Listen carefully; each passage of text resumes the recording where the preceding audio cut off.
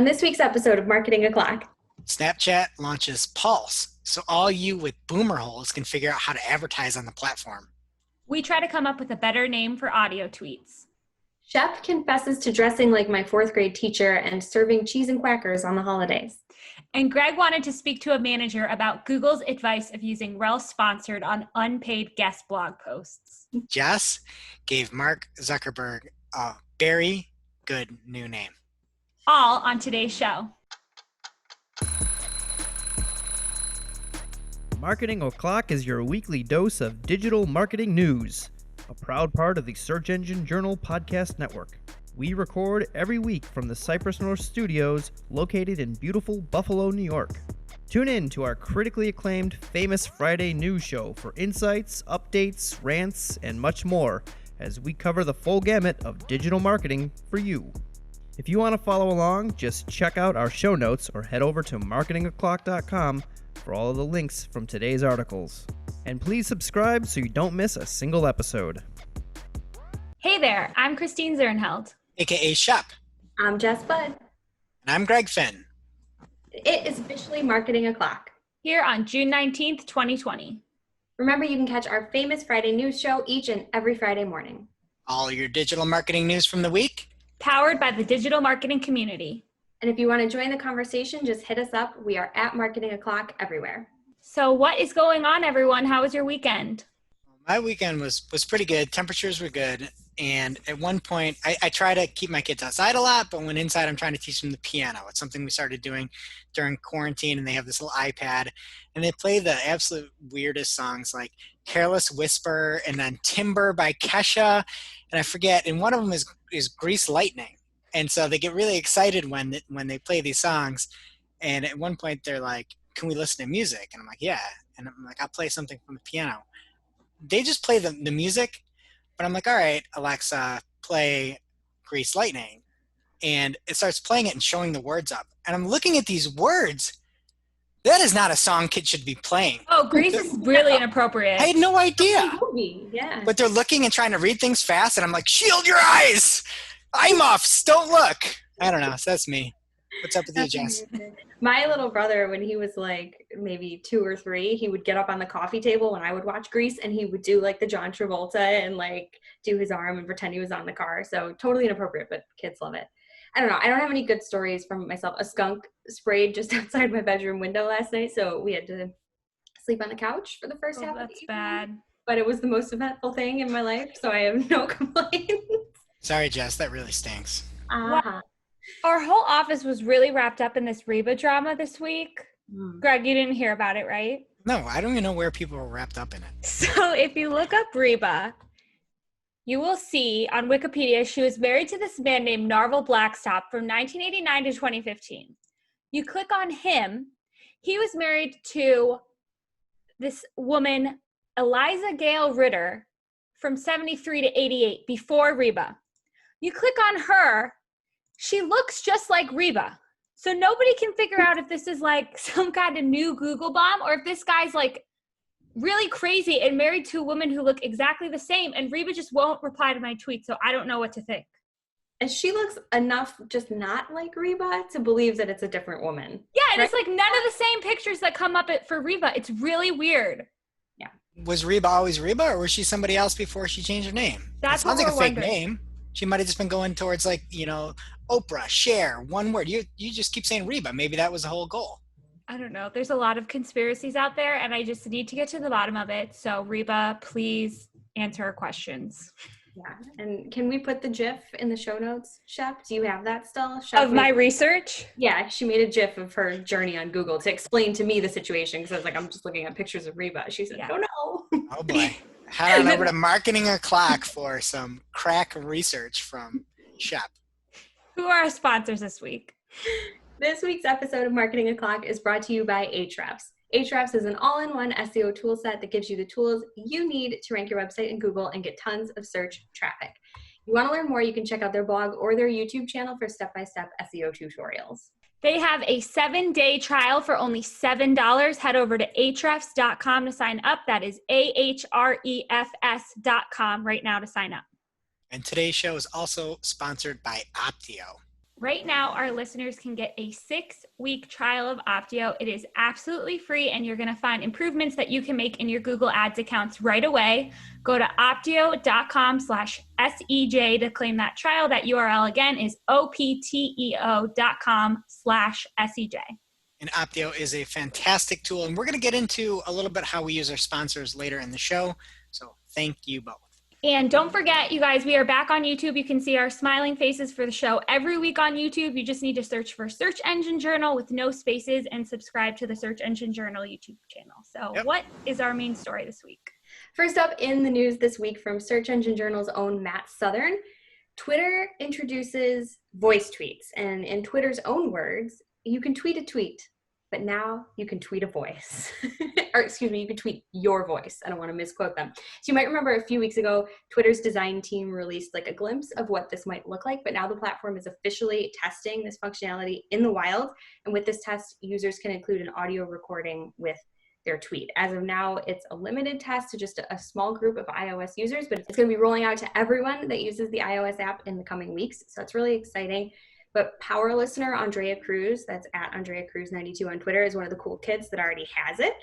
So she tested out an audio tweet, and it was pretty cool. It was really nice to hear her voice, but she raised a question: what do we call these, right? And I don't know. I don't think Twitter named them. I know I have some dumb ideas. I don't know if you guys have thought about it at all.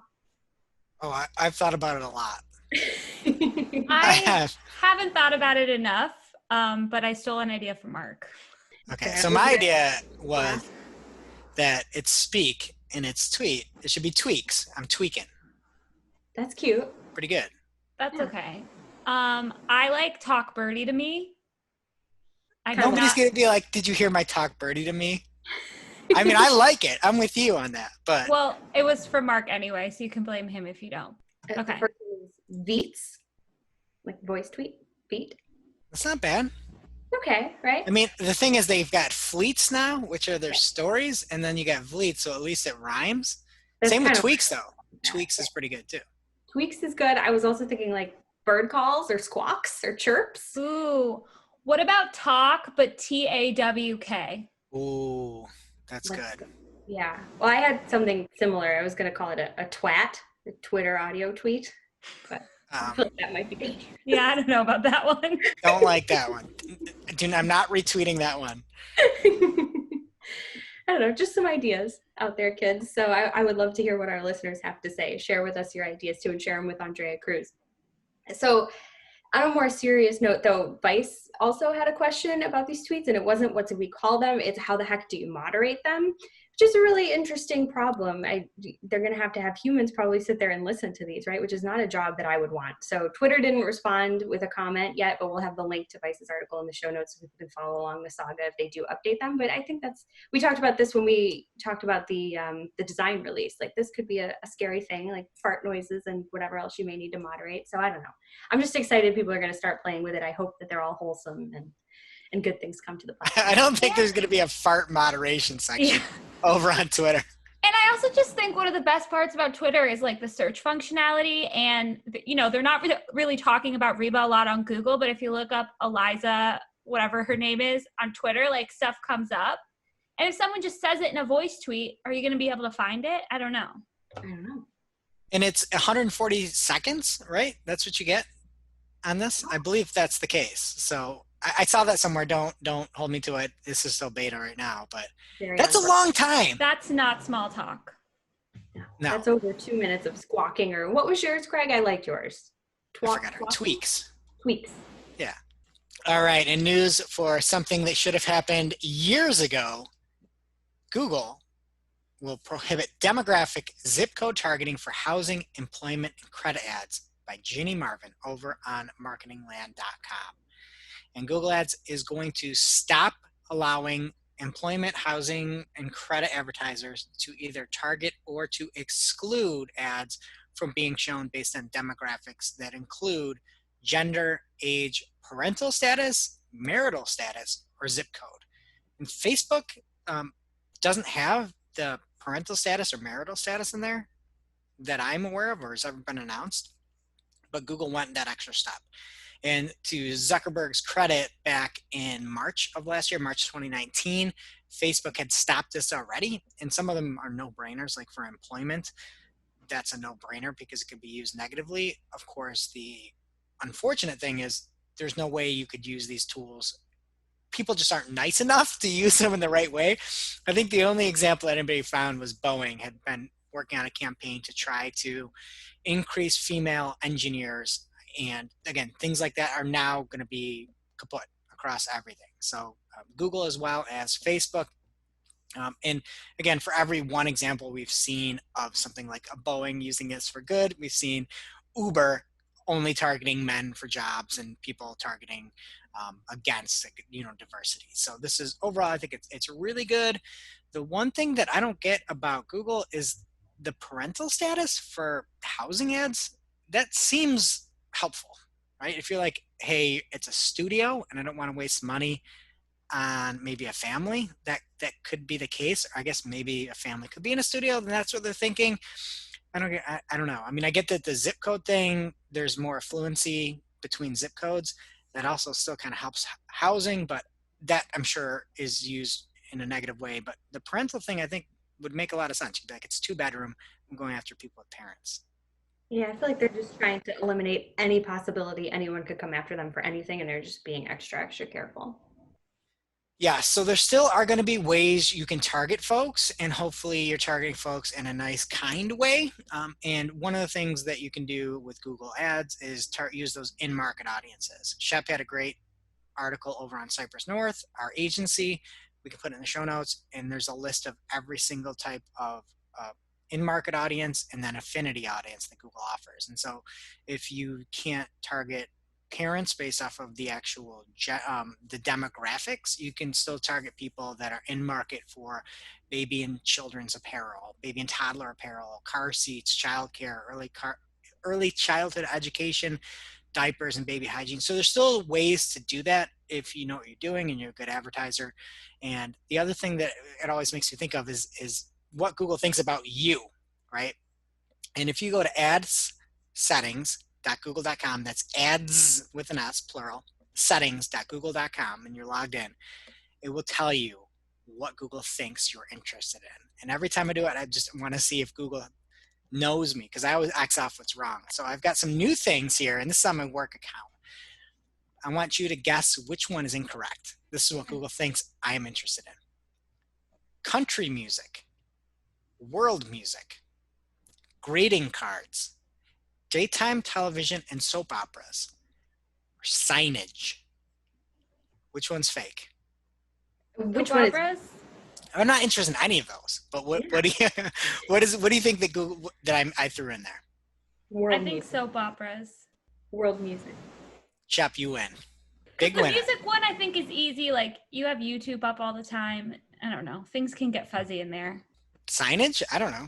That's a thing that Google. It's a weird thing. You're like, It's like advertising. I don't know. I'm a big billboard guy over here.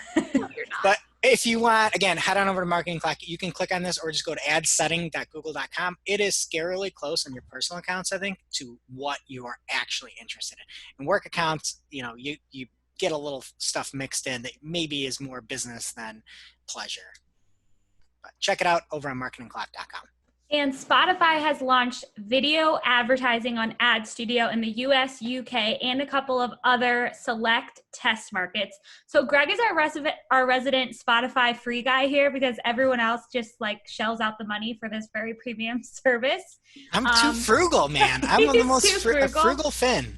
So I actually had to ask him because, Greg, you said that they already have video ads, but what's changing is it's going to be self-serve, so it's more accessible for more people. Yeah, and I think me, like a lot of other hardworking humans that like to save their money, use Spotify free. And many times you'll have to watch a video in order to get, say, 30 minutes uninterrupted or something like that. So you can have a video pop up on your app, you can pop up on your desktop, and you can watch that video in its entirety in order to get free music and not have to pay. Which some people are too good for that. I know two people specifically. Hope, are you using Spotify free or do you pay for Spotify too? No, I paid for Spotify. So I'm the only one. It's just like if you're having a party That's a terrible experience. I only bought it because I was a college student and college students got a discount. So, and then once you go premium, I can't go back. They just reeled me in, and now I paid $9.99 a month. Okay, well, here's a little tip from Frugal Finn Corner here. Does anybody here, are they a Prime member? Yeah. Amazon Prime, yeah. Yes. So you get Prime Music. It is probably 75% of what Spotify is, and you can listen to music, most music for free, and there's lots of playlists, completely free.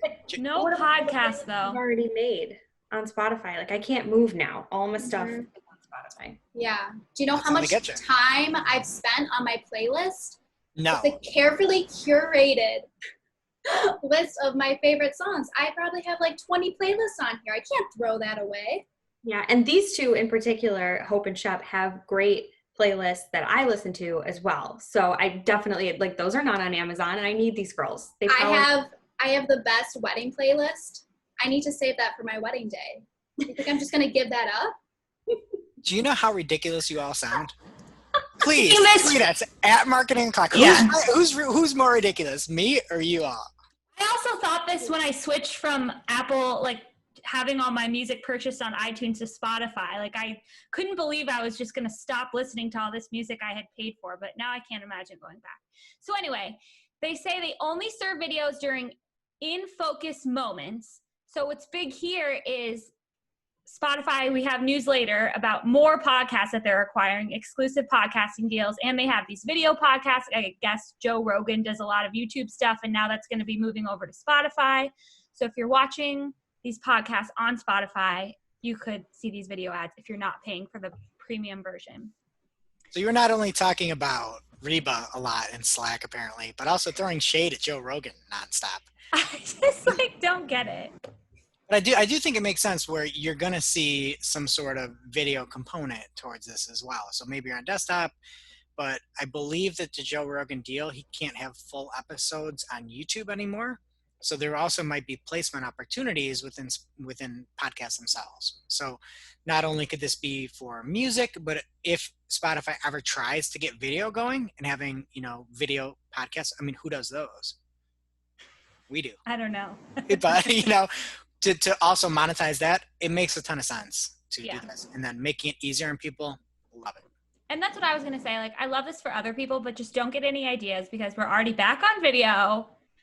We have these new video teasers on Twitter. Like, we need to cut back on our video a little bit, okay? My face is out there enough. All right, our next story is from Sarah Perez over at TechCrunch. And it is Pinterest has begun testing a new version of stories called Story Pins with US creators. And before you all roll your eyes at another platform trying to make stories happen, let me just tell you these are different, okay? So to quote Sarah, unlike stories on other platforms, which are often self-focused snippets from someone's life, Pinterest Stories Pins are designed as clickable content focused on sharing ideas. So I think that that's great. Creators will have the ability to add topic tags to their story too, so there's a huge opportunity for discovery here, should this ever go beyond a test. And I really hope that it does, because I think that there's a lot, like I could think of even just a few of our clients alone that could really leverage this if it went wide, and I think a lot of other brands could as well. But like, I think they just need to name it something else, because stories just puts a bad taste in people's mouth, I think, because you think like, self-obsessed people that are like, oh my gosh, look at me and I made this cake and whatever, and that's not what Pinterest is trying to do. So Pinterest is the one place you can aspire to be better versus just like showing everyone how great you already are. I just think they need to rename it. I don't have any good ideas like I did for voice tweets, but there needs to be a new name. So are they going to expire after 24 hours? I do not know. I hope not. That's like the opposite of the idea of Pinterest, I feel. Yeah, I didn't see anything about that, but again, that doesn't mean it's not out there, but I don't think so. And I don't think they should if that's the case. So Pinterest, if you're listening, take notes. Yeah, then just don't call it stories. It's stupid. Yeah. And so after our show, we have the after show. We don't talk about marketing anymore. And today we have got a game, poke holes in this. And I've got an idea that you can poke holes in this, but it's marketing. So we'll do it right now. Okay. So we've got stories everywhere. We've got fleets. We've got LinkedIn University stories. We've got Instagram, we got Facebook, all these different stories. They're all roughly the same, right? Somebody giving some meaningless, stupid update that they don't want to have permanent, right? They're just like, here's something that doesn't matter at all. Consume it. So what if you had an app that aggregates all the stories from everywhere into one. And it's just a stories app, and you get all the stupid stories from everywhere in one app, and you can just, it's like full meaningless nonsense all the time. You would need to like get all the other social media networks on board to integrate with it, right? Yes, you need APIs. There's a lot of configuration that would need to be Okay, happening. but we're not worried about that. Those are just minor details, Chef. Yeah. I mean, I don't know. Okay, like, I'm not going on it. We already have social media. That's what social media already is. You're just trying to put it all in one place. But you're going to miss your Pinterest story pins. I'm not talking about those. Those are separate. And we're going to call them something else. They're not going to be We're pulling them in. We're pulling Nope. them in Nope. to the story bot. Nope. Storybot, that's your name for you need a better name if this is It's literally the best kids TV show. Storybot? Storybots, Never heard yeah. of it. What's that name? It's by the people that made the Jib Jab animations. Really? The elves? Yeah, the creators of Jib Jab made an online story show. My kids sing the songs all the time. It's amazing. Check it out. And the songs, they're legit bangers if you listen to them. Legit. Okay, so the creators of Grease and the Jib Jab Elves came together to make this children's show. Got it. No, the creators of Grease can't be anywhere near a kid's show. Oh, my goodness. I mean, it was vulgar. It's really terrible. There's like a censored version of it for the radio. Remember when these played That's on the radio? insane. It, like didn't have all the words? I Yeah. had no idea what Grease was about. I'm going to have to watch it one of these days. You've never seen it? No. Oh, I my probably- God. It's a terrible message. Change who you are to get the boy to like you. I'm not saying and it's a good smoke message, I think cigs. it's a good watch. Yeah. A good watch. Okay. Perfect.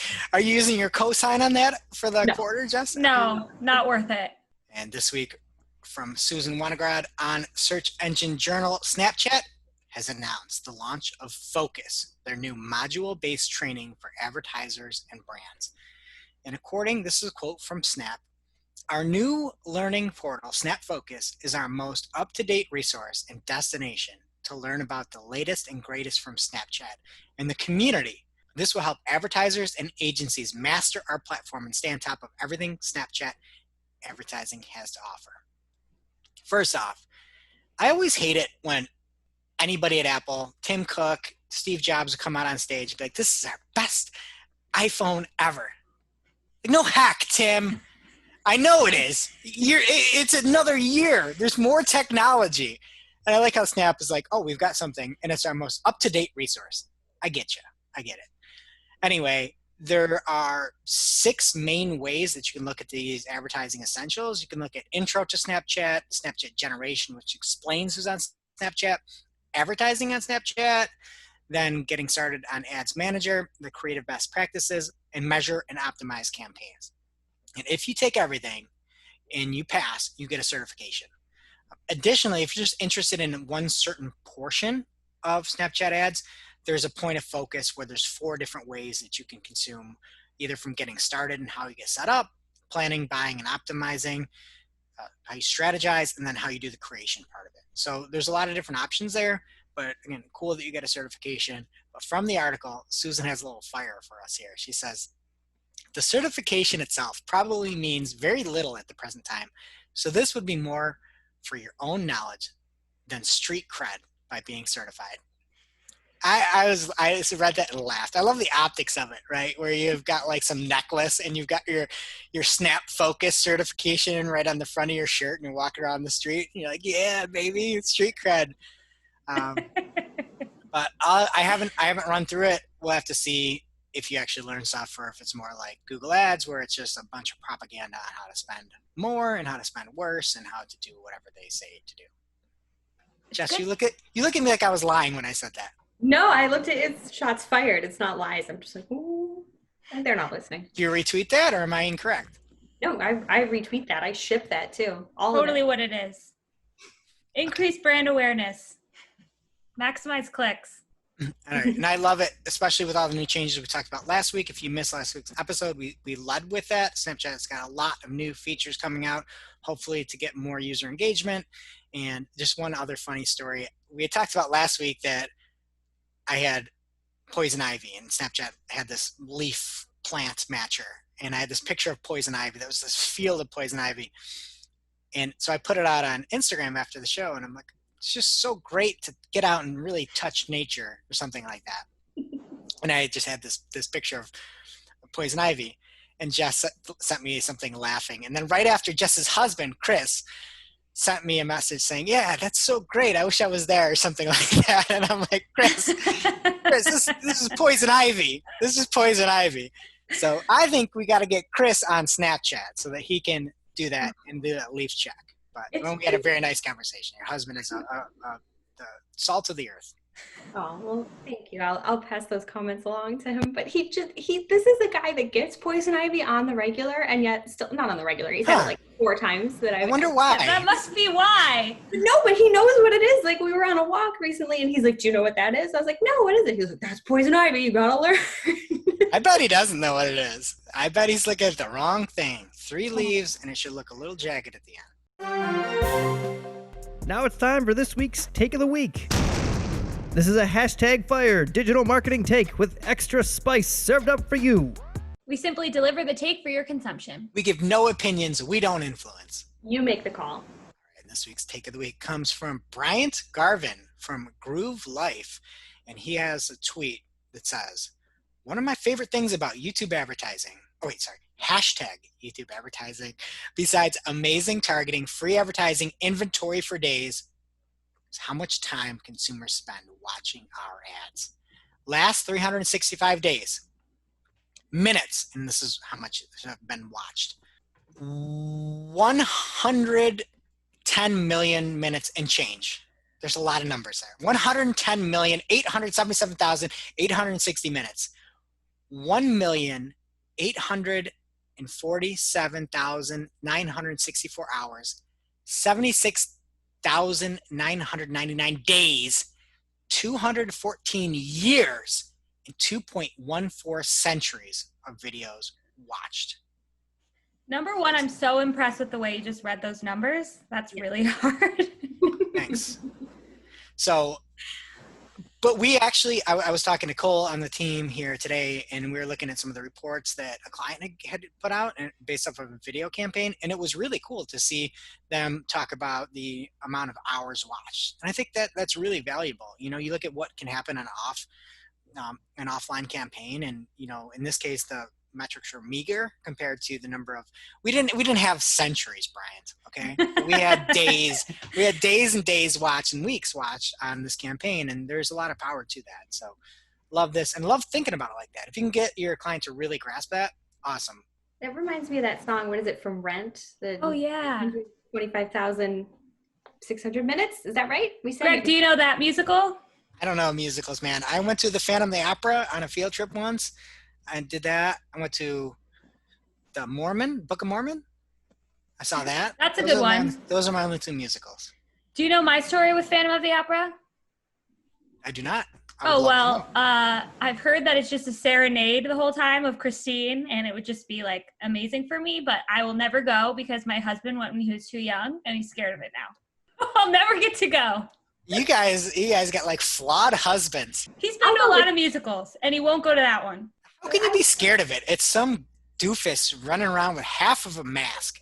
It's like, bro, get a full mask. What are you doing? Like, get a piece of cloth. You're like wearing tuxedos and stuff. Like, cover the full face. But doesn't he have to kiss the girl at the end? Like, you can't do that with your face covered. You need your lips available. Only half your lips? I don't know. I haven't seen any pictures of him. I don't know. I forget. I was in 6th grade, guys, but it was definitely not scary.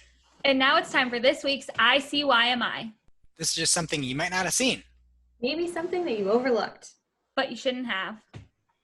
ICYMI, David Herman at Herman Digital on Twitter is sharing his personal experience with some performance tips on Facebook ads recently. So he says, Facebook ROAS on an account spending $150,000 a week, June 1st through 10th, 1.52x. Same account, 11th through 15th of June, 1.01x. And then he goes on to talk about a lot of the other issues he's having. And he says, please make no mistake, accounts are still struggling. I fixed one. Another has seen ROAS fall by 100% in 8 days. Can't even spend $4,000 profitably now. Down from a 2x at $22,000 a day. Every rebuild has failed. So you're not alone, friends. Weep womp. But it's cool. He's actually like live tweeting his Yeah. struggles with this. And it's the opposite of the usual Gary V crush it bros out there who are like, look at this. I'm so great. And they just have like a Google Analytics graph with no like y-axis on there. But it's there's been a lot of talk about Facebook ad campaigns tanking, and this is fantastic. Yeah, Oh, it's I mean, better than what we do sometimes, just like complaining that we Yeah. hate the interface with We just no hop- like numbers. we just hop on the show and whine. And David out there, bless you for this, is just running through and helping people and showing what he's doing. He's talking about like, hey, we're doing static ads now, we're trying this. So follow along. Definitely a worthwhile follow. Now it's time for this week's lightning round. Pew pew. At this point in the show, we split up our content into 3 parts: paid, organic, and social. This week's paid lightning round is brought to you by Opteo. Opteo is your go-to tool for Google Ads performance updates. Just this week, I was talking, and I was tasked to do a Google Ads audit with Mark on a client of his. I was talking to him and asking him a few things. And I'm like, did you try this? And he said, I implemented everything that Opteo told me to. I did it. I'm like, okay, you did it good. And I couldn't find any real issues. It was all on the off account landing page side of things. Opteo has you covered. It'll analyze every single portion of your account that really matters and will give you helpful recommendations. Jess, how to use Opteo? So I got a recommendation recently to take a look at my attribution model because my conversion action was set to Google's default, which is last click. And Opteo suggested switching to a position-based model for a better understanding of ad performance across the user journey. And what I love about Opteo is that it thinks like a marketer. So no one is just going to switch attribution models, right, without thinking through it. And Opteo knows that. So they make the recommendation, but they give you the data you need to start that process of thinking through it. They explain how the proposed new model works in comparison to last click. If you're not familiar, it'll explain that to you, but then it also shows you conversion delay data from your own account. So you can see how long it takes users to complete that conversion action after their first click on your ad. So there's really, really helpful stuff in there. And if you decide that you want to make the change, you can do it from right within Opteo. Even if you decide you want to switch to a different attribution model than what they recommended, you can still do that in the interface. Or if you want to just keep going as is, you can dismiss it and Opteo will leave you alone. They're here to help, not to pressure you into things that don't make sense for your account. Cough, cough, Google Ads recommendations. So Opteo is awesome. That's fired. My turn. And if you want to learn more and get a 6-week free trial of Opteo, why wouldn't you do that? It's 6 weeks free. Head on over to opteo.com/SEJ. If you use that link, that's opteo.com/SEJ, you get 6 weeks, not 3 weeks, like all the other schlubs that don't listen to the show. And first up in paid news this week, the world is starting to open up again finally, and we're starting to get sports back slowly. But the real wave of this lack of entertainment is just beginning. Because I don't know if you guys realize, but Real Housewives has not been filming this entire time. And they've had to start delaying the seasons, pushing them back. Potomac still hasn't premiered. It was supposed to premiere in May. And there's a 2-week hiatus of Beverly Hills and New York. So it's going to be really bad. I had no idea this was happening, or not happening, I should say. The real wave is coming. I heard that Kyrie Irving was being a little bit of a troublemaker, and then my wife is like, "Oh no, Potomac. It's not. It's on hiatus." Does she watch Potomac? No. Oh. No. I recommend it. Anyway, Google's doing a few things to help advertisers and try to grab some of those ad dollars that used to go to traditional TV media, but now they need somewhere else to go. So there's a new dedicated TV selection in Google's ad marketplace, specifically for publishers and inventory that let you reach TV audiences across devices. Google's also adding a new ready-to-buy option, and this makes it easier for brands to run streaming ad campaigns without negotiating, which, okay, but it sounds like you're going to lose money. Like they're just going to charge you more, I would assume. I don't know, just a guess. And this it is for display and video 360 users only. Yes.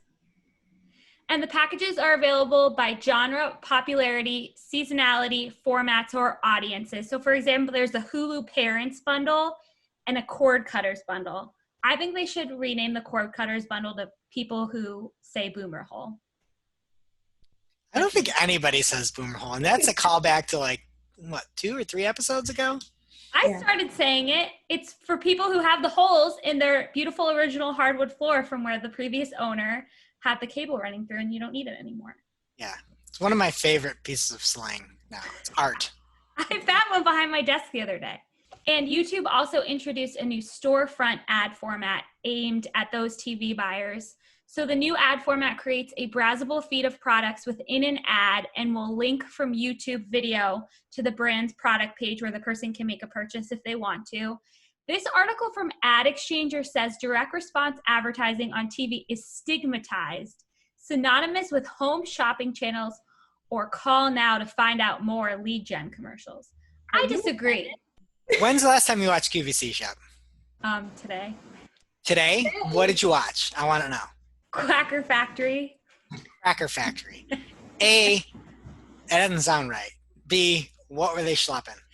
Quacker Factory is like a really old one. It's like the clothes you expect to sell on QVC. Like they're for the middle-aged and up female age group. They sell some great Christmas sweaters with like nice bedazzled things. Like they're not afraid to have like a nice American flag or some woodland creatures on a sweater. And they used to have this woman, I don't remember her, but when I was a kid and I used to watch the Quacker Factory lady, like she had a headband and she was just like it. And she was all over QVC. And then she tragically passed away. And now they like talk about her every time Quacker Factory's on. This literally sounds like the cat's pajamas. Or cats on pajamas. I need to watch this. I'm interested just in the styles. Was there anything that enticed you, Shep? No. I mean, no, I would never. I barely buy anything as it is. And if I did, I especially probably wouldn't buy the clothes. They're just not making them for me. But I still find it really entertaining to watch. I can't explain it. What if you had an extra $120 in your pocket, Shep? I would not buy those clothes. No, nothing? Okay, well, I would buy like gourmet holiday stuff. Like they have like really good frozen stuff you can put in the freezer. Cheesecakes. Okay, well, hey, that's what you do. Cancel your Shopify and go to the Cracker Factory. That's what it is? Or Quacker. I thought you said Like a duck. cracker. No, like the Cracker Barrel. Okay, No. Quacker, like a duck. Yes, that's it. Yeah. Well, I'll send you a link to where you can watch. Cancel that Spotify and buy yourself some nice woodland creature pullovers. How about that? Okay. And Google also added a couple of new advertising policies this week. First, they said they may temporarily pause accounts to conduct investigations if they identify potentially harmful advertiser behavior. Paused accounts cannot run any ads. And then in that same statement, they went on to say that the same action can be taken against accounts who do not comply with the new identity verification processes. And they also said that they're rolling out those identity verification processes in some more countries. So they're taking those really seriously. If you get an email about it, make sure you verify your identity. That's a mouthful. Okay, so the next part of this is a little more exciting. They also announced a new clickbait policy that will go into effect July 2020. If they identify the following sins in an ad, they will not be allowed to run. I said sins, not Google. Claims of secret or scandal revelations, language like click here to find out or similar phrases, imagery featuring altered body parts, mugshots, and disaster photos, before and after imagery of the human body, negative life events, including things like accidents, illness, bankruptcy, arrest, etc., and ads using imagery to provoke fear or shock.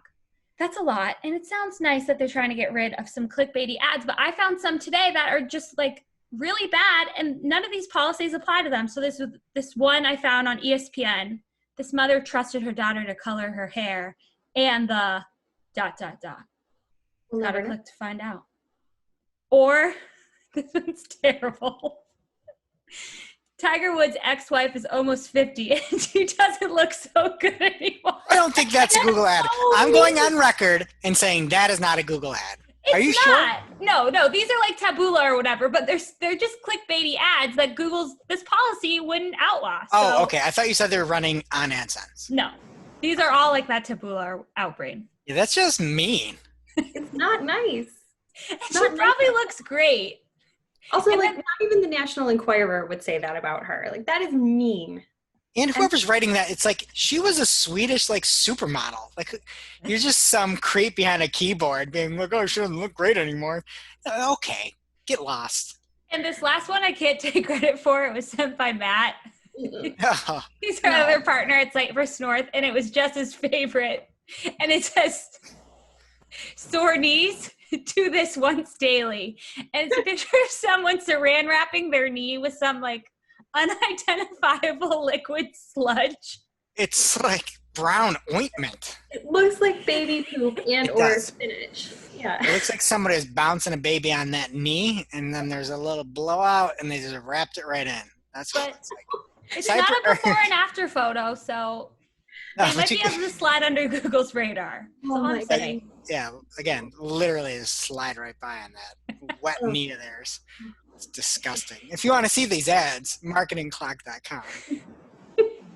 And next up, we have a story from Martini Buster, Roger Monti for Search Engine Journal. Google has banned Zero Hedge from its advertising platform. Zero Hedge is a far-right website that often traffics in conspiracy theories. But what's interesting is that it was banned because of policy violations found in the comment section of stories about Black Lives Matter protests. So it wasn't like the site was actually saying this, they were in the comments. And they also originally said they were going to shut down the Federalist website for the same reason, but they backtracked and said if they were able to clean up the comments, they would give the Federalist another chance. And Roger has a really nice display. And one thing, they to weren't going to illustrate shut this. they weren't going to shut down the entire Federalist website. They were going to Sorry, turn off kick them off. They're going to turn off their ads. AdSense. Yeah, so Sorry. they're going to shut down the ability for them to monetize using Google's AdSense platform. So Roger has a really great example of an analogy we can use for this. He has this man. He appears to be standing on a subway. He's a little sweaty. He has a Wait, ponytail. a little sweaty? He's a Have lot. you seen this? Again, Roger's taken his design game up a few notches, and this is something. Yeah, so Roger's saying that this man is the offensive comment on Zero Hedge or Federalist, and this woman is Google. I don't know why she's facing his armpit where the sweat mark is, but she's choosing to do that, and she's disapproving, and she's going to not run ads on that guy's website, I guess is the idea. Can we talk about in the actual article that this image is animated and the sweat just goes back and forth between green and I didn't gray? see the animation. It's I didn't- amazing. You got to scroll down. Yeah, it's good. Oh, It really. I see. Oh, he labeled. Oh, it turns green. Oh gosh, You're welcome. you should turn this into an ad. Wrapping But- Saran wrap. I mean, honestly, the comments from these websites were probably worse, so But I don't know why illustrated. I don't know why she's looking so hard at this man's armpit. that's what I'm saying. It's disturbing. And why does he have is it a toothbrush in his pocket? I was told it was a comb. I hope it's not a toothbrush. Do you think that again, marketing clock to see all these fantastic images this is an audio podcast, but do you think he wrapped his hair around his ponytail? Do you know how people do that sometimes where you like have that little trick where you can tie your hair? Yeah, but they have, I don't know if you were around for the 90s and early 2000s, but they have like scrunchies that look like hair. You can buy them at Claire's or Icing, and you buy one that matches your hair color, and it looks like that, but it's not really your hair. That's definitely what he's doing here. And shots fired. Like if I wasn't around, you're saying, I'm older than you. So you're saying I'm that much older that I wasn't around like mentally in the 90s and aughts or whatever they are? You You probably just weren't paying at Claire. attention. Oh, I pay attention. And that is it for paid. And this week's Organic Lightning Round is brought to you by Ahrefs. Ahrefs is your go-to tool for anything to do with your website. It's a webmaster's best friend, and you can see anything to do with links coming into your site. You can even use it to spy on your competitors and see how they are deriving traffic, what's working well for them from a organic ranking perspective, what pages are doing well. It is a source that gives you everything you need to help you make your site better. Shep, how do you use Ahrefs? So like Greg said, Ahrefs has a lot of really awesome features that give you a peek into your competitors' performance. You can try to see what they're doing right or wrong and outrank them. And one example is the domain comparison tool. So you can enter up to 5 domains, so your domain and 4 competitors if you wanted to, and it gives you the overall domain rating of all those sites. and then breaks down the domain rating. So it tells you how many referring domains, crawled pages, backlinks, no follow links, do follow links, redirects, images. There's a lot more. I could go on and on, but it gives you the full picture of what you're doing right and what they're doing right or wrong and how you could improve your site to try to beat them. So it's a really awesome tool. They have a 7-day trial for only $7. Head on over to the newly redesigned Ahrefs, that is ahrefs.com, to sign up today. What is happening in organic this week? Oh man, we got a lot of news. This week, there's just a lot of news. Sorry, it's a longer show this week. But first up in organic is one of those Google articles with the world's cheesiest headlines. Do you guys remember the 2019 year in review? I'll be sitting there on my deathbed remembering that. We're like, 2019 was the year of heroes. And you look at the top searches and it's like Harvey Weinstein and Jussie Smollett and all these things. So this title of the article that Google has is called Helping Businesses and Nonprofits Recover. And I renamed it. So my name of this article is called Helping Drive Ad Revenues Up While Keeping People Off of Your Site. What?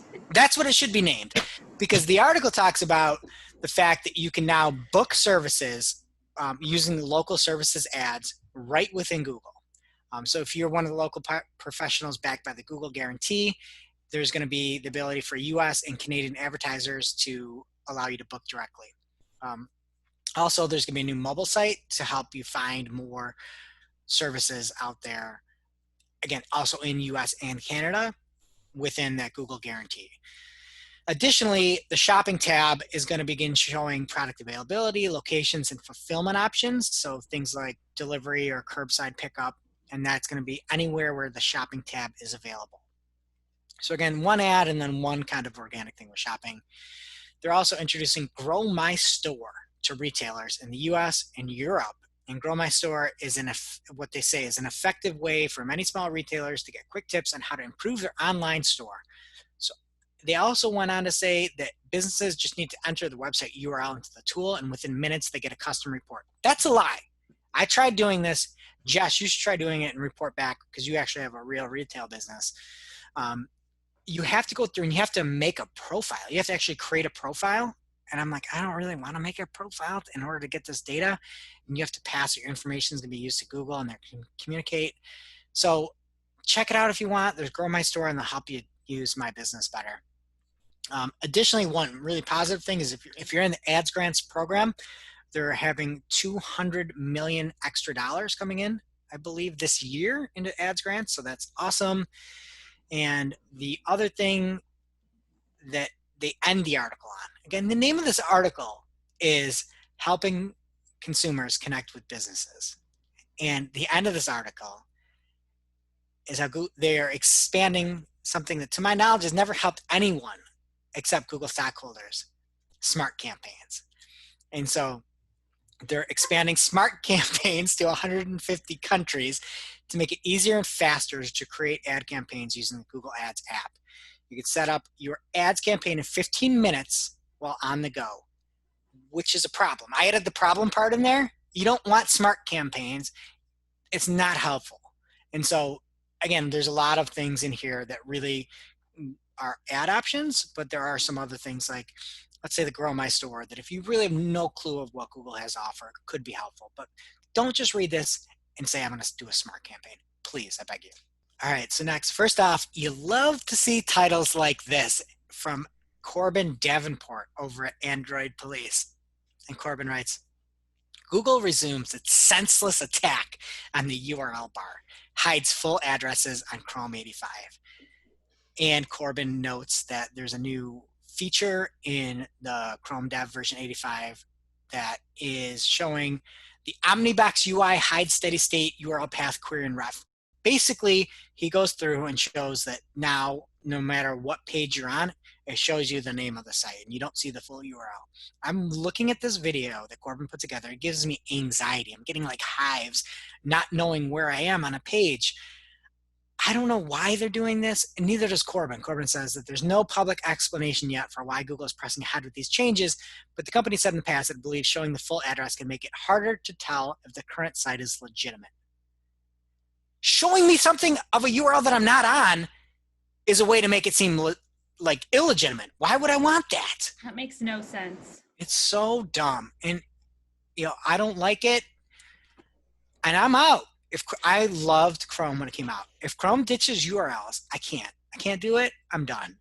Do you guys like URLs, or would you just rather see like, it's marketing o'clock and not see what episode you're on or something? No, I like URLs. Who doesn't like URLs? I've never met anybody that doesn't like URLs. This isn't the problem. Yeah. It's not a thing that I ever thought I had an opinion on before, but I guess I just took them for granted that they were there and I could look at them. If you're going to take them away, I'm going to get mad. Then I'm going to have an opinion. But then if you like copied and pasted it and tried to send a link to someone, would it know where you were? I'd imagine they wouldn't be that dumb to do that. So I hope not. You'd have to still be able to send this. Anyway, next up, anyone using recipe markup on their website will find a new set of data under the Search Appearance tab in the Performance Reports section in Search Console. So if you're a recipe site or you're somebody that at least serves them up, see what I did there? There will be some better metrics. And the cool thing is you'll be able to see when the recipe was shown in the SERPs and whether or not it was a recipe-rich result or whether it was a recipe gallery. So how it was displayed, which is pretty awesome. There was nothing about how many times the person gagged while reading your life story, trying to get to the actual recipe. All right. I don't think you laughed hard enough when you made that pun. You didn't get what you deserved. Is that supposed to be dessert, like deserve? Yeah. It was a stretch. Terrible. I went for it, guys. It's okay. Cut it from the show if you don't like it. Put a fork in her. She's done. All right. Next up, Google Merchant Center has some new product data specifications, and I will fly through these because there's a ton. Some of the coolest things are changes that are happening immediately. The product highlight attribute, where you can add short sentences to showcase your product's most important features. It really feels like Google's building on the merchant feeds now, that there's something organic out there. And I think they see it as a play. If more people use shopping, they're gonna have more advertising dollars, which is awesome. You can also have product detail attributes in there.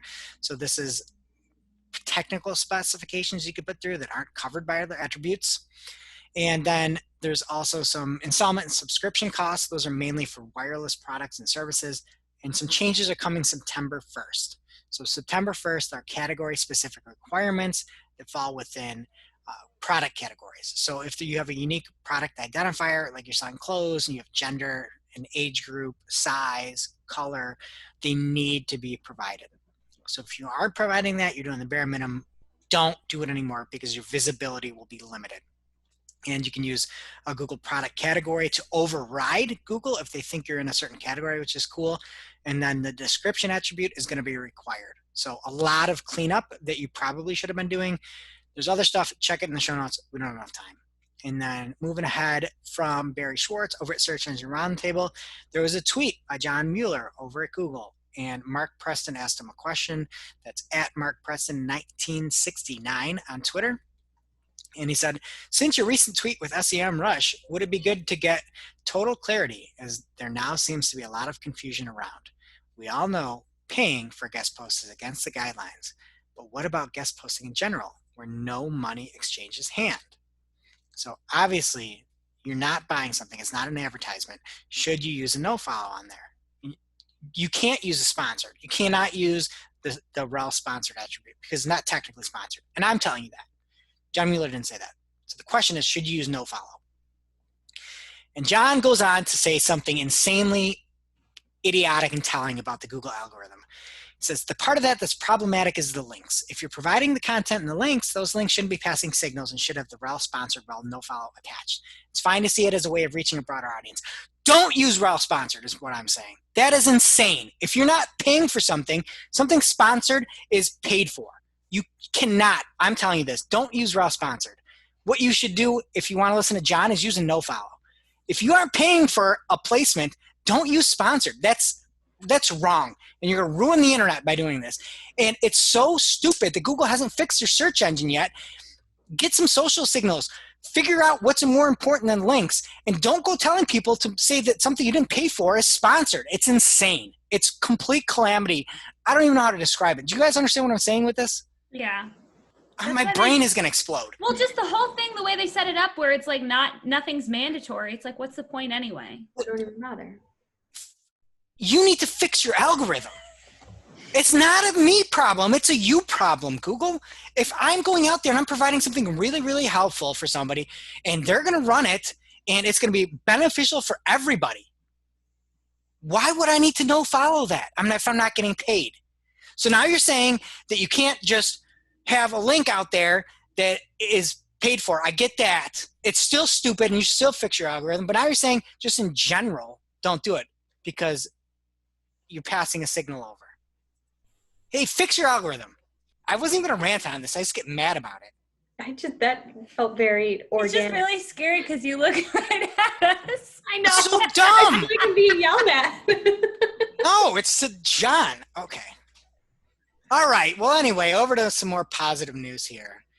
The fine folks over at gatherup.com are excited that they have they're the first reputation management solution that's going to be able to have the monitoring of Google's new review attributes. So you'll be able to see and sort by attributes that are positive, that are critical, 1-star, 2-star, and be able to make adjustments off of that. We don't have enough time to go through it, so check out the show notes if you want to check it out. It looks really cool. It looks like there's a bunch of good graphics on there. Okay, next up from Barry Schwartz again. I promise I won't rant about this. And he said that when he wrote about the page experience update, it's important to know that it's a new ranking factor that's coming in. There's core vitals. There's a bunch of other things as well. And if you have an AMP version of the page, Google's going to look at that. So you could have your web page, you could have your AMP page. If you've got both and Google knows it, they're going to judge you and your page experience off of the AMP page. So that's one additional benefit from somebody that has AMP. Does that make sense? Right? So you got the two pages and they're going to take the sample from AMP. I don't really like it. All right, and we've got some Spotify news coming as well. Spotify is entering a new multi-year partnership with Warner Brothers and DC Comics to produce and distribute an exclusive original slate of narrative scripted podcasts about superheroes and supervillains. Hope, I'd imagine you got to be getting in on this. Superheroes and supervillain, you're going to have like the Thanos pod. It's going to be super rad, right?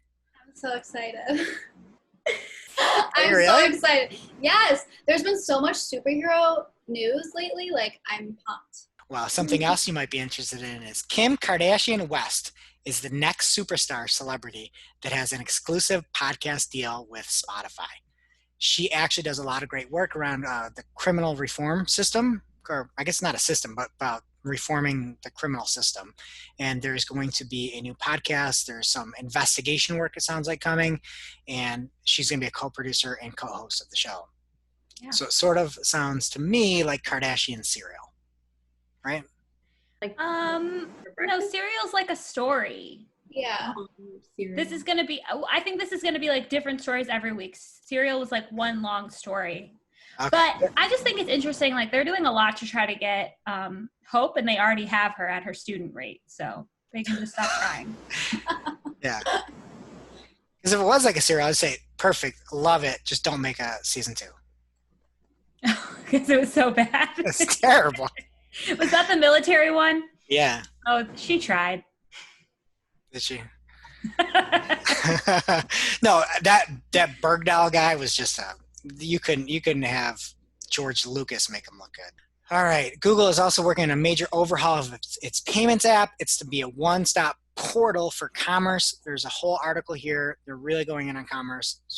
We talked about it in the show even, so check it out. And then lastly, AMP articles are coming to Google Smart Displays later this summer. There's an article over on The Verge, and you can see that it's going to be pulling in more than just the data. It's going to be pulling in AMP stories, or AMP articles, rather. And that's it. What's happening in social, bud? Okay, nothing kicks off a riveting lightning round like a study. And I'm not kidding when I say riveting. The social news this week is on fire. It's the best we've had in months. So listen up.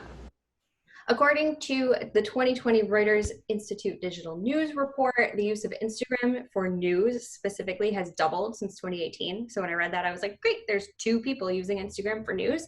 But apparently there's a lot of people that use Instagram for news. They're only 1% behind the amount of people that use Twitter for news. Who now. And where? I just don't understand. Everyone. If you read the report, they break demographics down, but this is all demographics, across all demographics, people are using Instagram for news. I guess because it's visual, people like visual. The news is just going to be like, oh, Beachbody's selling more muscle milk.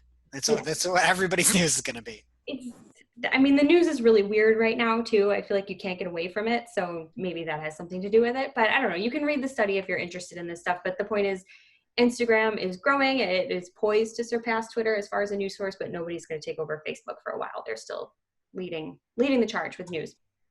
And speaking of Facebook and news, our Australian listeners will be interested to learn that the platform has rejected a proposal from the ACCC, or the Australian Competition and Consumer Commission. They had suggested that Facebook share advertising revenue with news organizations, and Facebook was like, no, if there's no news content available on Facebook in Australia, it wouldn't severely impact our revenues. So not a good day to be a news organization. That's what you call riveting? No, the news sucks this week. Oh.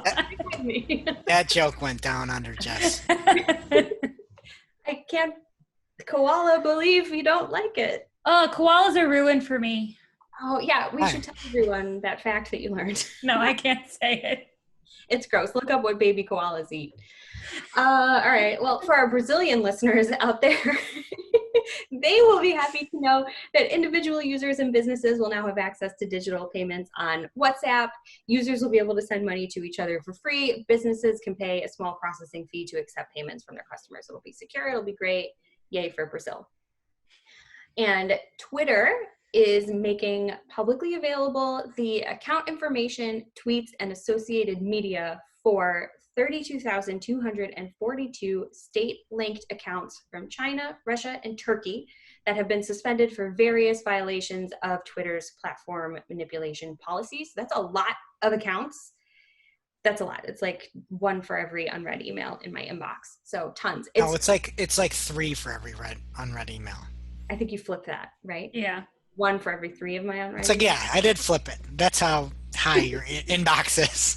It's a lot, but you can read them. It's all there for you. You just have to put in your email address, and that's as far as I got. I was like, this is too much. I don't need to read this, but it's there if you want it.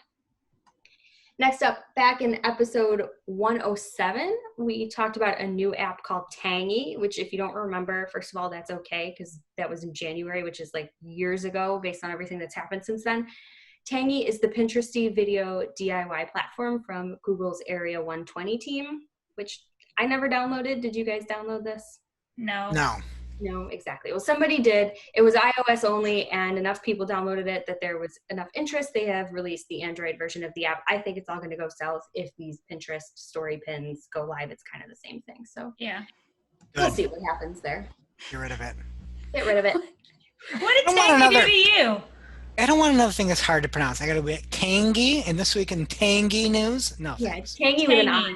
Yeah, Tangi. Oh, what's next? Did you guys ever wonder how Facebook uses machine learning to deliver ads? No. No. I'd like to know more about their audience targeting and if they use groups, but I don't know, and that is a good question. And Facebook's got this new thing, good questions, real answers. And this was the question, was how does Facebook use machine learning to deliver ads? They didn't explain anything that you and I don't already know, that our listeners probably don't already know, but there's a cute 3-minute video with like upbeat music to inspire you to advertise with them. You can share it with your clients. It's probably a good tool to explain at a high level how it works. But basically they use user activity on and off Facebook and things like your ad quality and bid. Not surprised. Anyway, they made a big to-do about that. All right, last here in the news for social, some big political stuff. According to CNBC, this is for Facebook, regarding Facebook, users will be able to turn off political, electoral, and social issue ads from political candidates, super PACs, and other organizations that have the paid for by political disclaimer in them. Facebook will start rolling out this feature to some users on Wednesday, and it will become available to all users over the next few weeks. So that's a big deal. People can actually turn off political ads if they don't want to see them. And love to see it. Right? Well, love to not see it, right? Turn it off. Yeah.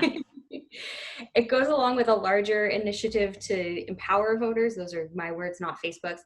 But Facebook understands that they play a significant role in elections, and Mark Zuckerberg wrote an opinion piece is what they call it in USA Today, saying that they are aiming for this role that they play to be a positive one.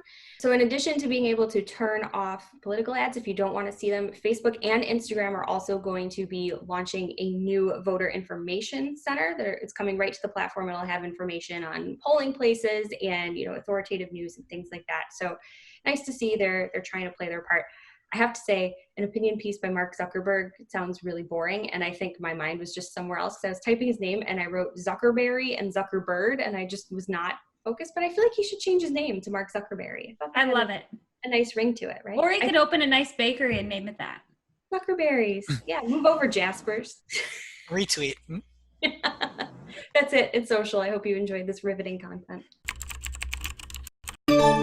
And that brings us to our real life segment, straight out of our accounts and into your ear holes. It's time for Working Hard or Hardly Working, where we talk about what's going on in our IRL work, good, bad, or otherwise.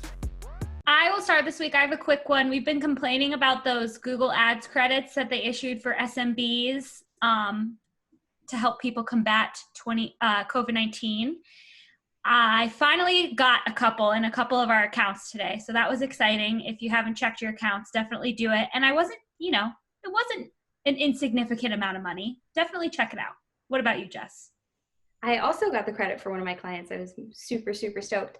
I don't know. We have been complaining internally a lot about Google Docs this week. And I think we even complained on a previous show about the Grammarly, the "we're being lazy" message. Do you really want us to check this document? We have a theory that if you do turn that on and let Grammarly check your document, that it's slowing Google Docs down like significantly. I mean, I wrote an entire section of my notes today before it even appeared on the screen, which was terrifying. So something's going on with Google Docs, whether it's Grammarly related or not. But Greg, I did see something that you shared on last week's show in the wild, the timestamps on YouTube, the chapters for videos. They made my day. I saw them on a live concert video of Nine Inch Nails. So I think Trent Reznor is a listener. So I would say that our show in general is working really, really hard. Wow. And you can see them over on the Marketing O'Clock shows on Search Engine Journal's YouTube channel. That's Search Engine Journal on YouTube. And for me, just one little piece of reporting, a column that you could pull up in Google Ads is called the landing page experience column. And you can see if you are above average, average, or below average on the landing page experience. This likely has a lot to do with the quality score that you get. And we had a client where we were looking to revamp landing pages, and just having Google confirm that this is a below average experience can help. So not only can you say it to somebody and tell them that the landing page they worked hard to create isn't good enough, use Google to do this as well. And it's a column that you can show in Google Ads. Now it's time for this week's WTH. Misguided. I'm like, who does that? Just get rid of it. I'm over it. Where we rant, rave, and roll our eyes about a trending digital marketing topic. What are we coming to? Honestly. See what had us asking WTH this week. This week's WTH comes from Wired, and the article is called "Facebook Groups Are Destroying America." Oh no. So there are a lot of really wholesome reasons that we've talked about on the show for why someone might want to start or join a Facebook group. Like, for instance, my Duggar groups, we're just talking about the show and, you know, who's pregnant now. And then people also have them with close family members. They're just talking about the upcoming family reunion or sharing pictures. That's great. But there are also some really dangerous ones out there, and they can have hundreds of thousands of users, and it makes it really easy to spread misinformation because anything posted in a group is not under the same scrutiny as public Facebook posts. So I've seen this personally. Like, I was in one about like celeb gossip, and it just got so off the rails, like 30,000 people. You can't police what people are saying. People are vicious and they just have to shut it down. Or like, I just want to join like a nice, wholesome conspiracy group about whether or not Chuck E. Cheese recycles their pizza slices from people who don't finish their pie. And the next thing you know, I'm in this like crazy, like serious conspiracy theory groups about like, if Obama's a cyborg or whatever. Like, it's really crazy what happens out there. So this article kind of dives deep into that. Just get rid of Facebook. I imagine, though, that, like, Shep's conspiracy theories are like, oh, Jim Bob Duggar had another one. and you're like, oh, it's really 20 kids and counting or whatever. And it's outside of wedlock, and it's the most mundane stuff. But I didn't know about the cyborgs. Yeah, like I'm in this conspiracy theory group that it's just all fun. As That's deep as you go is like the moon landing. Like that's as far as it would ever get. Like, and even that, people are like, "You're crazy." Of course, we went to the moon. But then that's how I found the Reba thing. Like, oh my God, did you know honest, Reba's ex-husband's married to a woman who looks just like him? Like that's the conspiracies I like.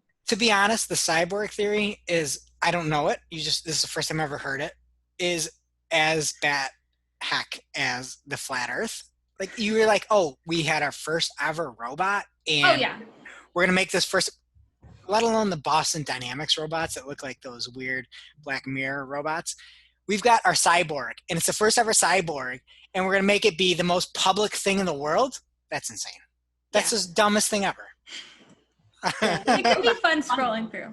And this quote from Mark Zuckerberg that they have in the article from 2019 made me feel extra icky about all this. So he says, many people prefer the intimacy of communicating one-on-one or with just a few friends. People are more cautious of having permanent record of what they've shared. So that's what I've seen in a couple of groups. Like people just don't have to have any accountability for what they're saying. Like only people who agree with them are seeing it. And it can just get really out of hand really fast. So this article argues that to mitigate these problems, Facebook needs to radically increase transparency around the ownership, management, and membership of groups. And they also say they need to stop recommending groups for people. So you could be in that pizza, Chuck E. Cheese conspiracy theory group, and next thing you know, Obama's a cyborg. Like they'll recommend that group, and they need to stop doing that. And finally, very large groups should not be afforded the same level of privacy as family groups where grandma shares recipes and cousin Sally posts baby pics. So it is a little different when you have a group of hundreds of thousands of people. Guess what? You're going to be able, that's going to be shown. This is a problem when you are on somebody else's platform. Like you want to be all anonymous. Too bad. You're going to be seen. It's going to have to be that. You can't be doing these things, and you have no control. That's why you shouldn't use Facebook groups. You shouldn't. Take some time and build something of your own. Okay, and now on to our grab bag, and I'm going to cut half of this out because we are way late. So we'll go with support the power listeners, and Kim Tomczak over at KSV Social has some cool stickers that she made, and you can purchase. And all the proceeds go to the ACLU. So if you want, it's ksvsocial.com/shop, and you get things like love sticks like this. I know it's backward. Got one? Yeah, I can get a little I shiny need to love order sticks. some. Yep, and every bit of your order, and I even have a toilet paper one. This is for me. The other ones are for my kids. So you can do that, and all of the proceeds go directly to the ACLU and support us by supporting our listeners. And next up is show notes. There are a couple cool shows coming. I believe Danny Goodwin over at Search Engine Journal had a good write-up on everything that is coming soon. But I don't believe we talked about MozCon. It's coming this year. It's virtual. There is a price with it, but it's worth it because Avon, New York's most famous export since Tom Walls, Casey Gillette, is speaking at MozCon this year. She is the Senior Director of Digital at Co-Marketing, and she's talking about counterintuitive content, how new trends have disrupted years of bad advice. She talks about what should we focus on quality while still maintaining consistent schedules. And now what about YouTube, voice search, even TikTok? I don't buy it. Casey's not on TikTok. Can you imagine Casey TikToking? She's not a TikToker. She doesn't even use Facebook anymore. But anyway, you definitely want to check it out. You can see Casey and everything else, but definitely don't miss Casey. It is $129, and the date of it is the July 14th to the 15th, and it's really hard to find the agenda. You think Moz has some programmers over there that might be able to put an agenda on the MozCon site. You're wrong. So go to Marketing Clock, and there's a blog post that we'll link to that has a full agenda. And lastly, there's SMX Next that's happening next week, June 23rd and the 24th. It's Tuesday and Wednesday of next week. And one session I wanted to focus on was George Wynn, the editor over at Third Door Media, has something called Content Marketing in Times of Disruption. He's also a listener of the show, and he says the upheaval caused by COVID-19 is driving a wedge between many brands and their audiences, but it's also providing opportunities to distinguish your organization from others. This one is completely free, so there's no reason why you shouldn't check out SMX Next. And finally, we have extra spice served up for you. We talk about this every week. Mark from our team at Mark _from_MKTG on Twitter. Does these amazing recaps every week. Last week, he had a 17-plus parter. And my favorite part was he talked about the head of Google search also being the head of Google Ads. And he said this move by Google is less Miley Cyrus and Hannah Montana and more Darth Sidious and Emperor Palpatine. And he has a great Hannah Montana gift. So he has amazing tweets about the show every week. Check it out. Greg, do you get that joke, or do you not watch Star Trek? Right over my head. Check him out. And now for this week's Cool Tool. As a reminder, our Cool Tool segment is not an official endorsement or paid mention. We're simply sharing something we found in our travels that may be of use to our listeners. And is really, really cool. This week's cool tool is the Schema Builder from Mark Traphagen and the team over at SEO Clarity. It's a free Chrome extension that helps you create structured data easily in minutes. It's a point and click kind of thing. You just select the elements that you want to mark up and it walks you through it. It's really, really cool. And it will also check for errors too, which is nice. When you're done, the Schema Builder generates the JSON LD for you, which you can then put on your page. It's super simple to use and super free. So if you need a quick and easy way to mark up your pages, head on over to schema.dev and check it out. Now it's time for our must-read marketing article of the week. An article so advanced, so in-depth, so detailed that we simply cannot cover it in its entirety on today's show. All right, and this week's must-read marketing article of the week comes from the one, the only BFF of the show, Glenn Gabe from G Squared Interactive. And Glenn is probably shaking his head at how long we're going right now because we're just way over. But I'm going to give him his due credit. He has an article called Backing Up SEO Intuition with Data, Visualizing User Frustration. And many times, SEOs get way too ingrained in the actual, just the numbers, and don't look at it from a user experience point. Not Glenn. Glenn goes through and talks about behavior flow and analytics and how you can use it to visualize the journey that users are actually taking and where the frustration points are. And it is so valid. And it's outside of that traditional in-the-box SEO thinking, for lack of a better term. He goes through and talks about when engagement could mean frustration, how you use this behavior flow tool in Google Analytics to visualize when there is a frustrated user. And one thing that I liked, he says in the article, is that hell hath no fury like a user scorned. Mm-hmm. And it talks about how to mitigate that. It has case study as well throughout here. And the case study talks about using that SEO intuition backed by behavior flow to really ramp it up so that people are using the site better and that hopefully it is seen in a better light. And there's a lot of great visuals in there. And check it out. Don't miss it. This is one that you really should look at. It's so nice when people do something a little bit different than what we see all the time. This is a totally fresh take, something that data nerds can like. It's analytics data, it's facts, it's science. And then there's also the emotional part of it. And how do you see these things coming? How do you not be so reactive? How can you be proactive so that you don't get hit by it? I love it. I favorite. Retweet. All right, that does it for today's show. Thank you to our fabulous sponsors, Ahrefs and Opteo. It is now officially not Marketing O'Clock. Remember, you can catch everything from this show on marketingoclock.com. While you're there, please be sure to subscribe so you don't miss a single episode. And we will see you next week. Thanks for listening to Marketing O'Clock. If today's show was of value to you, please subscribe, leave a review, or share with a colleague. If you are looking for more information on today's topics, head over to marketingoclock.com for links to all the articles that we covered.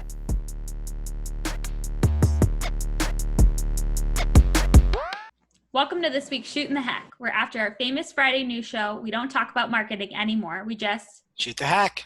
And this week we are playing everyone's favorite game, according to Greg, Poke Holes in This. Yes, and this is a game where we put out an idea, and today it's all me putting out ideas, and you guys poke holes in these ideas and tell me why it wouldn't work. But all these ideas are going to work, and especially the first one. It's a work-from-home society. And I feel like there's more conferences than ever, right? And so my idea was not a conference for adults, but the kid conference, a conference for kids. You put them on a Zoom, put them in a chat, whatever, and you have your kid conferences so the adults can work. Poke holes in this. Isn't that school? There's no school anymore. So it's summer school. Kid conference. Okay. What kind of we need like speakers and yeah. Maybe Where like are they someone gonna? dress up like Batman and you entertain them. Maybe Hope can go. I just think you're gonna have a hard time convincing your kids to do voluntary summer school, but Yeah. It's maybe a that's conference. just me. We're You gonna got that- sit in front of a computer for how long? It's a full day conference. For a whole day? Whole day. All day. No shot. You can get Barney up there. No? Barney? Is Barney still on? I don't know, but kindergartners get made fun of by other kindergartners for watching Barney. So I don't know who you Okay. think is going to be. Barney's cut. Thanos is still back though, right? Hope you'd watch that. I would watch Thanos. Yeah, Thanos conference. Now you're just creating a conference for Hope. I know. Is Kim Kardashian going to be there too? Because that'd be perfect. Yeah, We so you're got talking about Thanos. the criminal reform system. Kids are gonna love that. Yes. Is there student pricing? Because otherwise Hope's not coming. It's true. I need Okay. a discount. Lots of holes in that one. Okay. So next up, no holes to be poked in this. I see these shirts and they're advertised as UPF 50 so that you can't get sunburned through the shirt. No, it's not UPF, right? SPF. SPF. Sure, whatever. So what I'm saying is UPF 50, where it either puts the sun through or somehow amplifies it so you get more of a tan through the shirt. Okay, I just don't think we're gonna promote cancer. Okay, just the same then. No amplification. Let's just call it SPF 0 shirts, where it just goes right through to your body. That's just a normal shirt. Doesn't it already do that? No, because you see these golfers and they have the world's worst tan because you're outside all the time and all you see is these farmer tans. No. You need Oh. something that can let your body get tanned along with the rest of you when you're outside because you have to be outside working or something like that. Okay, you did a horrible job selling it at the first place. So it's Yeah. a way for men to get tan without a farmer's tan while keeping a shirt on. Actually, I Anybody. don't hate it. It's no gender. It's just whatever you want. You're going outside all day, you're volunteering, you have to have a shirt on, the sun goes right through and your whole body's tan. But when do we get the pants? I want the pants to go There's with pants too. It's just cloth. It's material, Jess. I don't hate this. Yeah, besides the obvious melanoma concerns, I think it sounds like a great idea because you won't see so many people mowing their lawn shirtless. Amen. All right, and lastly here, maybe the most controversial. Let's say you're out in the backyard, enjoying the sun, getting a tan, and you're not in public and you don't have a mask on. You're going to look like a jerk. So I'm talking about tanning, spray tans. And you know, sometimes like people would tan on like a weird, like a little symbol onto their body or something. You spray tan on a mask onto your face. So you spray tan your face with mask lines. Why? I don't even have an opinion about this because it's so dumb. I think the opposite would make more sense. You spray tan to touch up where your mask was covered. No, because people don't wear masks.